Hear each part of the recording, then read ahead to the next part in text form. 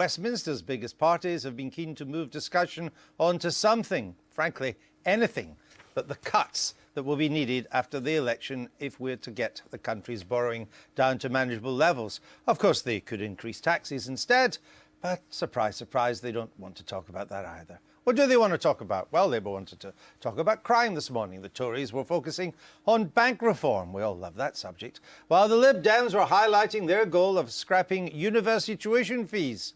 Oh, yes, but not now, or tomorrow, or the day after. For 6 years. Because there's no money to do it just now. Anyway, we're not that easily deterred. This is my morning report.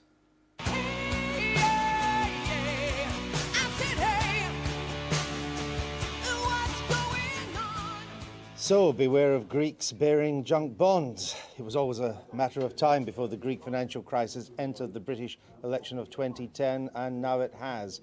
Greek debt has been downgraded to junk status because it's racked up too much debt and the markets don't think it knows how to pay it back. Now, the British government says that we are nothing like Greece, but we've got a lot of debt too, and the Institute of Fiscal Studies says that our political elite doesn't know how to pay it down either. That's the point I put to this man, Mr. Mandelson, this morning. I wonder if we're that different from Greece, Peter Mandelson. We're borrowing as much this year as Greece is. Our total national debt is heading for about 75%. Add in PFI and Network Rail, it's getting closer to 100%, which is not that short of Greece. We've racked up huge amounts of debt, which our most distinguished independent agency thinks the political elite don't know how to pay back. Where's the real fundamental difference? The real fundamental difference is that we have AAA rating. And Greece's rating is at junk status, and that is a very, very large and a very fundamental difference. And I would suggest that in extrapolating these figures, as you're trying to do, in order to cast Britain into the worst possible situation, is simply not substantiated objectively by the economic facts. Greece is not Britain, Britain is not Greece. We are very, very different economies. This is no time for lurches in policy in Britain. It's no time for inexperienced hands at the helm of our economy. Peter Mandelson was also asked if he would consider pulling tonight's Labour Party election broadcast because it breaches Ofcom and BBC editorial guidelines. I must say, if we'd had such strictures and rules applied to party election broadcasts over the last 5 or 6 election campaigns I have been involved in, I don't think any broadcast would have been put out. Look, our job is to set out, our job is to set out what we believe will be the consequences of a Conservative government. The Conservatives may not like it. They may not like to have their policies exposed to public information and scrutiny in this way, but our job is to tell people the truth as we see it. Then Peter Mandelson told us his true views of our very own daily politics. Unlike the daily politics show, with some excellent debates, I might say, that you're staging every day. Also on the campaign trail this morning, Vince Cable. He's been talking to the Institute of Directors about how the Liberal Democrats would cut the deficit. And before the government even recognised there was a problem, Nick Clegg and I were arguing the necessity for cuts in public spending. And we've got to face some basic taboos, which is why we're arguing that there are going to have to be cuts in some welfare payments, reducing the payments for pensioners under 65 and the winter fuel payments, reducing entitlements to child tax credits for high earners, scrapping the child trust fund. It's a very good idea, but we can't afford it. We have to address big long-term issues like public sector pensions, which are just not affordable on the present basis. And in a Coca-Cola factory in Wakefield, David Cameron has been setting out what cuts he'll be making. We do have to make some choices here. You know, we've got this enormous deficit. We've got to get it under control, and I want to protect low-paid people the most. And that's why we're saying up to 50,000, you go on getting your tax credits. Over that, I'm afraid we can't afford tax credits. If you look at what we're proposing to do with the waste savings we're finding, we're trying to help people on relatively low incomes. The national insurance increase that Labour are planning is going to hit people on 20,000, 21,000.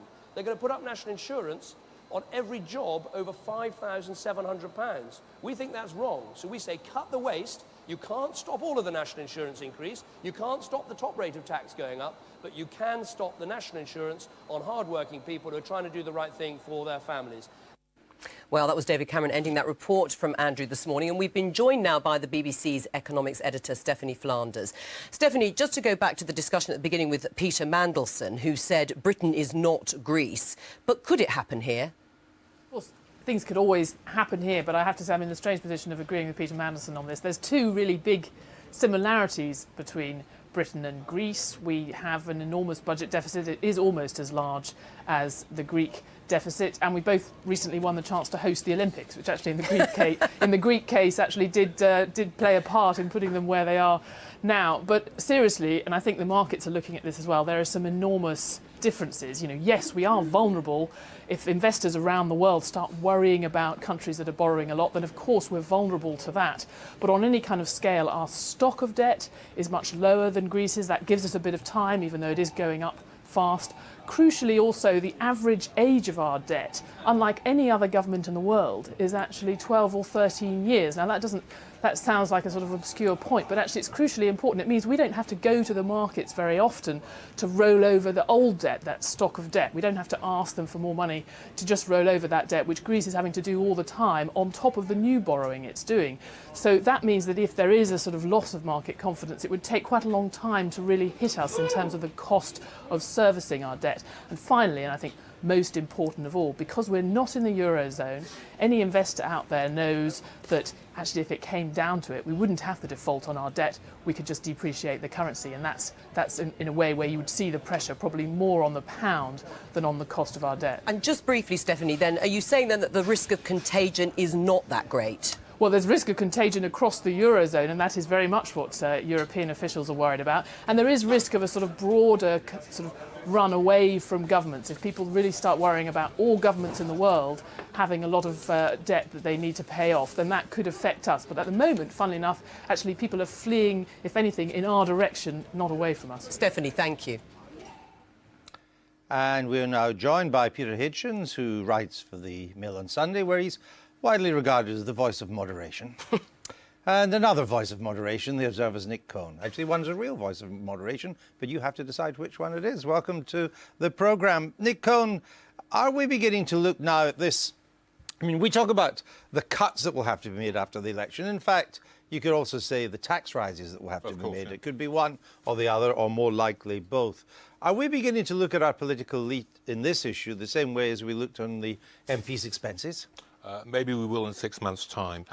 What worries me very much about this campaign is that there are exemptions being made everywhere. NHS ring fence, international development, education police with Labour, tax breaks for marriages, all over the place. And when cuts come, and they're going to be very hard and very nasty, it's not going to be easy to do at all, and tax rises come, people who are affected by them say, well, why can't I be a special case? You seem to be putting up sweetheart deals here, there and everywhere. Why can't we have them? And why weren't we told about them? Now, they may not want to know now. It may be as a party that was brutally honest about the state of the public finances would be hammered. There's some evidence of what happened to the Tories. But as soon as they start the age of austerity. That happened, their opinion poll rating starts diving. But I do think that we're missing the chance for a national debate on how to restructure the economy and how to find growth again. What is it about the British then? The politicians seem to have concluded that the voters are not up for it, that if we tell them the truth, they're going to run away. The Tories, as Nick said, dipped their toe in that water and quickly ran away. What is it about the British that wasn't true about the Irish or the Canadians, who were told the truth, bit their bottom lip, and did it? Maybe it's our old-fashioned self-restraint. I don't know. It seems to me that if you're ushered into the torture chamber and asked, would you prefer the rack, the Iron Maiden, or to be suspended from the ceiling in chains, you're not really going to want to plump for any of them. So I think we are colluding with the politicians in keeping quiet about this. But I also think it's an element in what seems to me to be a strong desire for a hung parliament. A lot of people... You think people want a hung parliament? They want a hung parliament precisely because of this. They actually see it as the best way of removing party politics from what happens next. And I think there's some sense in that. There is also, I think, among the English middle classes, a very strong, almost irrational desire to see Vince Cable as Chancellor of the Exchequer, and a hung Parliament would be the only way of making that happen. You want a hung Parliament, don't you? I want a hung Parliament because I want to see the Tories lose, because I think they deserve so fundamentally to lose, and they deserve to be replaced as the main Conservative You want to force see in the British Tories politics. lose than you want Labour to lose? Well, I don't really care about who wins, because whatever happens, we'll get the same government of politically correct social democracy. The point is whether in this election, you can sack the opposition, which you couldn't do before. Nick, you're a maverick on the left, if I can call you that. What do the left want out of this election? I think they've just jumped on Lib Dems bandwagon with absolute pathetic relief. You know, it's a bit of a feeling like there was around Tony Blair in 1997. I mean, people, colleagues of mine, friends of mine, are just electrified by Liberal Democrats. I don't think they quite realise what Lib Dem as a party is. It can often be, as you saw with Vince Cable just then, it can actually be quite a stern Conservative party in some respects when it wants to be. I think the best they can hope for is some kind of Lib Lab pact. I mean, whether that's going to happen, who knows? I mean, one of the interesting things about this election, and I say it against myself, not against anyone else, is the pundits have been utterly wrong about it so far. It's been a huge failure of journalism. No one saw Liberal Democrats coming. Well, hang on. It's difficult to predict, though. No, I've been saying for a very long time that nobody will win this election. Naturally. Anything I say except for Peter Hitchens must be included in it. I'm saying if you can say it if you like, but no one will pay any attention to you because it's not the conventional wisdom. Now the conventional wisdom is collapsing in ruins. I would like to gloat briefly on the fact that this seems to me to have been an entirely predictable outcome.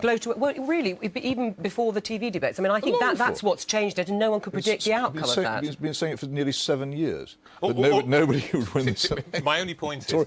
The Tories can't actually survive because they're an irreconcilable coalition. The Liberal Democrats prosper as a result of this, not because of what they are, but because of what they're not. People vote for them because of what they're not. Well, I think we might find out after the election that all parties are irreconcilable coalitions. When they're faced with the fact we've got to do it, Liberal Democrats...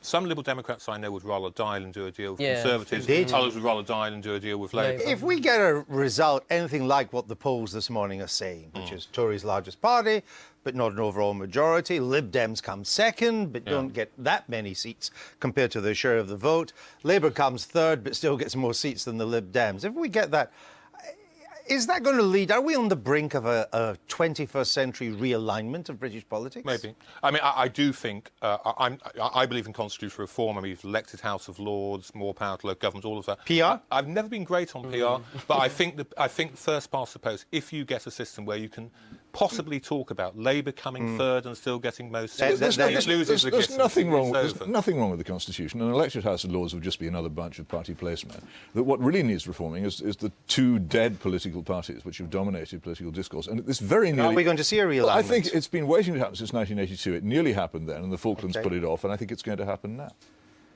He's right again, isn't he, Nick? I mean, there's nothing more we can say. It's like sitting with Nostradamus or Mystic Meg can just see the future.